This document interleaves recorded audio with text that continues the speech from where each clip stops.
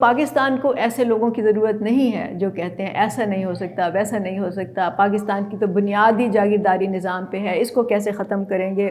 जब अमेरिका ने आज़ादी हासिल की थी 1776 में, तो उस वक्त वहाँ पर भी वोट देने का हक सिर्फ उन सफ़ेद फार्म मर्दों को था जिनके पास जायदाद होती थी।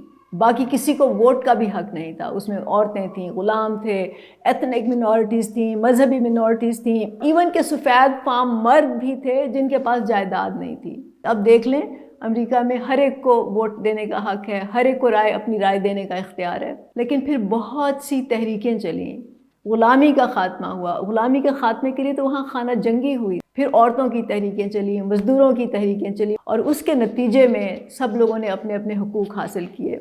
इसके लिए उन्होंने पुलिस का तशद्दुद भी बर्दाश्त किया, जेल की सऊकतें भी काटी, अपनी जानें भी दी, लेकिन आखिरकार ये पॉसिबल हुआ।